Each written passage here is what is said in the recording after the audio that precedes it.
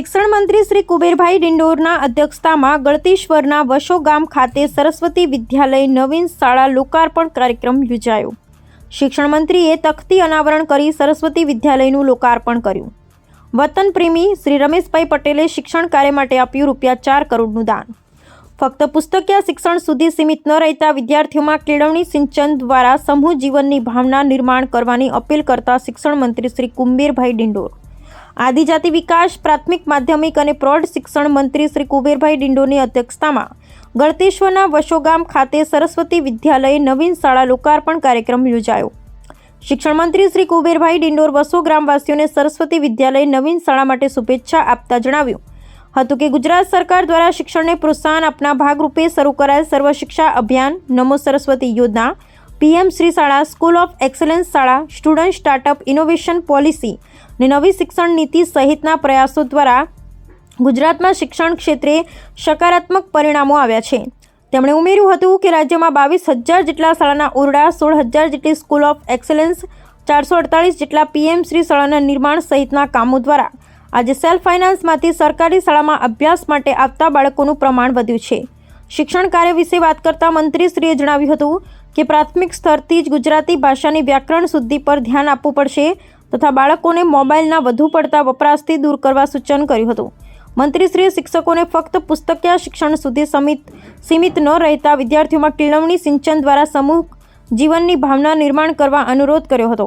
મંત્રીશ્રીએ જણાવ્યું હતું કે ગુજરાતના બાળકો ટેકનોલોજીથી વંચિત ન રહી જાય તે માટે સરકારી શાળામાં કોમ્પ્યુટર લેબ આપવામાં આવી છે। નવી શિક્ષણ નીતિ અંતર્ગત વિદ્યાર્થીઓને ઉદ્યોગ સાહસિક બનાવવાનો પ્રયાસ કરવામાં આવશે, જેમાં સ્કિલ ડેવલપમેન્ટ દ્વારા વિદ્યાર્થીઓને રોજગાર વાંચ્છોમાંથી રોજગારદાતા બનાવવા પર ભાર મૂકવામાં આવશે। સાથે જ આ પ્રસંગે મંત્રીશ્રીએ સરસ્વતી વિદ્યાલયમાં માધ્યમિક શાળા માટેની મંજૂરી પ્રક્રિયામાં મદદરૂપ થવા ખાતરી આપી હતી।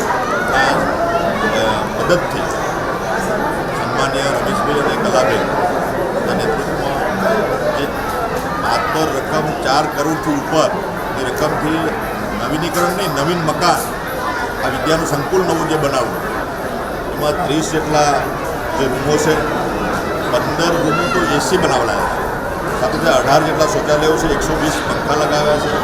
તમામ સુવિધાઓથી સજ્જ આ સંકુલ આજે વિદ્યાર્થીઓને અર્પણ કર્યું છે। અહીંયા કુલ વિદ્યાર્થીઓથી 5,334 વિદ્યાર્થીઓ અભ્યાસ કરી રહ્યા છે અને 196,211 555 વિદ્યાર્થીઓ આજુબાજુના અહીંયા અભ્યાસ કરી રહ્યા છે। મોટા મોટું સંકુલ છે, સરસ સ્કૂલ બની છે અને આ ગુજરાતમાં મારું માનવું છે કે આ એક એવી તમામ સુવિધાઓથી સજ્જ AC વાતાવરણ જે સંકુલ બન્યું છે એમાં જે સહયોગ આપ્યો દાતાશ્રીઓ અને એમના મિત્રોએ, એમને પણ હું સરકાર વતી અભિનંદન પાઠવું છું અને સાથે સાથે આપણી ગુજરાત સરકારે પણ ગ્રીન હાઉસ સર્વિસ સ્કૂલો જે બનાવી છે, 500 ઉપરાંતની બની છે। એસએસના માધ્યમથી આપણી 22,000 જેટલા ઓરડાઓ તૈયાર થઈ ગયા છે અને બાકીની જે વૃત્તિકરણ છે એ ચાલુ છે। તબક્કાવાર આ બધું શિક્ષણમાં આપણે આગળ વધી રહ્યા છીએ અને સાથે સાથે ટેકનોલોજીથી બાળકો વંચિત ન રહે એના માટેની તમામ સુવિધાઓ આપણે સરકાર તરફથી પણ આપી છે અને દાતાઓ પણ કરી રહ્યા છે। જ્યાં ઇન્ટરેક્ટિવ પેનલ છે, કોમ્પ્યુટર લેબ છે, સાથે સાથે સ્માર્ટ ક્લાસ છે, બાલવાટિકાના બાળકો જે છે, સંગીતના સાધનો છે, આ બધી જ વ્યવસ્થા અહીંયા કરી છે। મારા શિક્ષક મિત્રો જે છે અને વહીવટી સ્ટાફ એ બધા સાથે મળીને સમન્વયની ભાવનાથી અહીંયા તમામ સમાજોના બાળકો જે ભણી રહ્યા છે અને તમામ સહકાર આપી રહ્યા છે એનો પણ આનંદ છે।